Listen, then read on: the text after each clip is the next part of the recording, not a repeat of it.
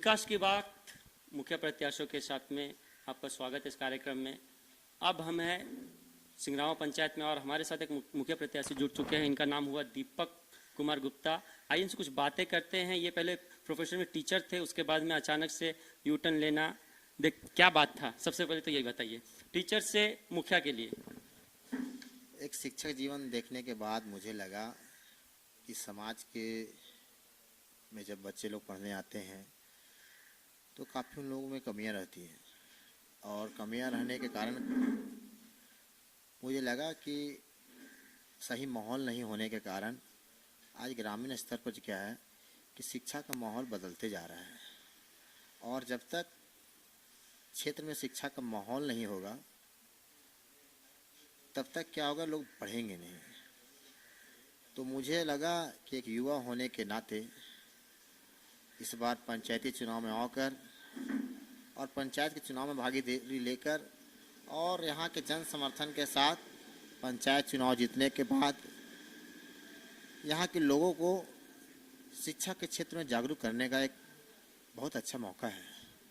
इसलिए हम चाहें कि इस क्षेत्र में पंचायत चुनाव लड़कर हम यहाँ के लोगों को सकारात्मक सोच, शिक्षा के साथ खेल कूद के साथ और भी विभिन्न चीज़ें हैं, जैसे रोजगार संबंधी छोटे स्तर पर हो या हरियाली संबंधी हो या खेल कूद संबंधी हो, बहुत सारी ऐसी चीज़ें हैं जो जनहित मूलभूत चीज़ों के लिए हमें यहाँ पे आने का ज़रूरत पड़ा। इसीलिए मुझे चुनाव की ओर, वापस पंचायत की ओर मैं आया और चुनाव लड़ रहा हूँ। तो क्या जो 12 साल का जो कार्यकाल रहा तो उसमें नाकामयाब रहे मुखिया जितने भी थे आपके हिसाब से? देखिए, पिछला जो हमारा मुखिया रहा वो मुखिया कोई जन मुद्दों पर काम नहीं किया, जिसके कारण यहाँ के लोग, आज के जो युवा तबका के लोग हैं वो बहुत नाखुश हैं।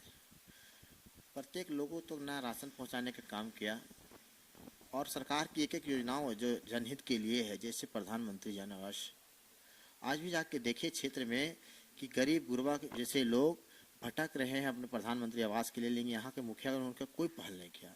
आप काफ़ी पीसीसी सड़क देखिए, पूरा जर्जर स्थिति में, कभी उन्होंने आवाज़ तक नहीं लगाया कि उसको लगाना है, बनाना है।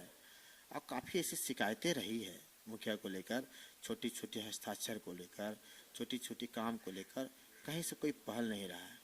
और जो मुखिया को काम करना चाहिए, जो खुशियाँ देना चाहिए पंचायत को, वो उन्होंने नहीं दिया। तो हम चाहते हैं कि आज तक जो यहाँ तो मुखिया जो भी रहे हैं, पिछले 10 साल बोलिए, 12 साल बोलिए, ठीक है, वो असफल रहे हैं। तो इस बार हम एक यूथ के तौर पर युवाओं को एक मतलब चाहत था कि हमारे पंचायत का जो मुखिया है वो युवा हो। और आप तो बेहतर तरीके से जान सकते हैं कि एक युवा जितना कुछ सोच सकता है, जितना कुछ कर सकता है, शायद एक उम्र होने के बाद वो लिटरेसी आता है। दीपक जी, आप कहीं ना कहीं अभी पब्लिक के साथ में घुल मिल रहे हैं, सर्वे कर रहे हैं, फील्ड विजिट कर रहे हैं, रोड मैप क्या होने वाला है आपका और पब्लिक का क्या क्या रिएक्शन मिल रहा है? पब्लिक काफ़ी खुश है कि इस बार हमारे जो क्षेत्र का मुखिया बनेगा एक यूथ बनेगा, और यूथ के साथ साथ क्या है कि महिलाओं में जो जिस तरह का रुचि है हमारे प्रति है वो बहुत गजब है। उनको लग रहा है कि इस बार हमारा क्षेत्र का बेटा मुखिया बनने वाला है, और उनको ये समझ में आ रहा है कि हमारी बात उनके तक बहुत ही आराम और सुचारू रूप से पहुंच सकता है, हम अपनी बात को बहुत बेहतरीन तरीके से रख सकते हैं। चूँकि दीपक गुप्ता जो है वो एक बेटा को उम्र का है, और जाहिर सी बात है कि महिलाओं के एक हिचक होती है अपने से बड़े के पास बात रखने में, और जब एक बेटा के रूप में जब हम उनके पास जाएंगे तो अपनी समस्याओं को बेहतरीन तरीके से हमारे पास रखेंगे, और मैं उसको पूर्ण रूप से उनको चाहूँगा कि अपनी तरफ से उनका पूरा समाधान कर सकूँ।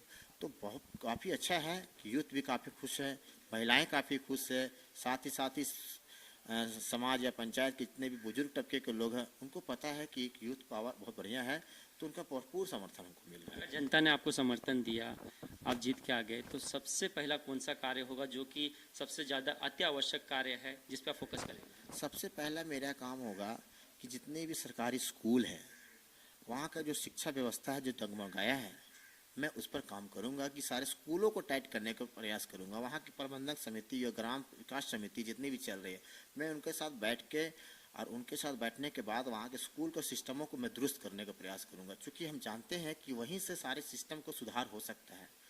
तो ये मेरा पहला कर्तव्य होगा। दूसरा है कि हम हरियाली लाने का प्रयास करेंगे, चूँकि एक बहुत बड़ा क्षेत्र में जो बहुत बड़ा जनसंख्या है वो डिपेंड करता है हरियाली और कृषि के ऊपर। तो मेरा पहला प्रयास होगा, दूसरा प्रयास होगा कि यहाँ पे हम चाहेंगे कि मनरेगा के माध्यम में जगह जगह कुआं दें, जगह जगह हमारा प्रयास है अगर यहाँ नहर उपलब्ध हो जाए तो वो प्रयास करेंगे। जनहित यहाँ से लेकर झारखंड तक जाएंगे कि आगे हमारे क्षेत्र में नहर बने या फिर डीप बोरिंग के माध्यम से पानी मिल सके। तो दो ये मूल चीज़ें हैं, शिक्षा और हरियाली। और तीसरा क्या है कि हमको स्वास्थ्य रखने के लिए प्रत्येक पंचायत में छोटे स्तर पर ग्राउंडों को सुधार करेंगे, जिसमें हमारे क्षेत्र के बच्चे जो है वो खेल कूद कर सके, दौड़ भाग सके, उनका हेल्थ सिस्टम भी बहुत बढ़िया रहे।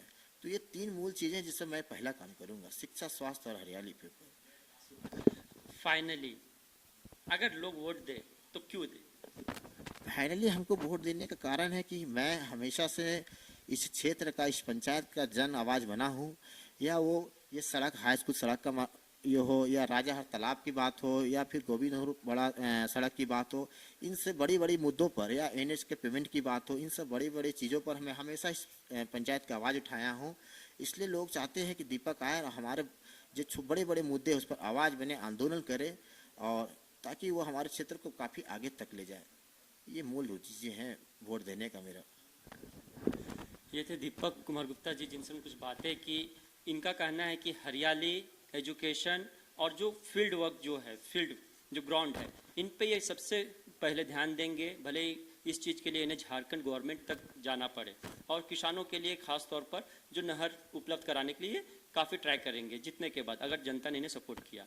देखिए जनता किसे सपोर्ट करती है। कंपटीशन काफ़ी टफ होने वाला है। यहाँ पर भी काफ़ी ज़्यादा प्रत्याशी आए हुए हैं, लगभग 10 से 12 प्रत्याशी है सिंगराव पंचायत में। देखिए क्या होता है। वीडियो जर्नलिस्ट मिथुन कुमार के साथ अरविंद सौ न्यूज़।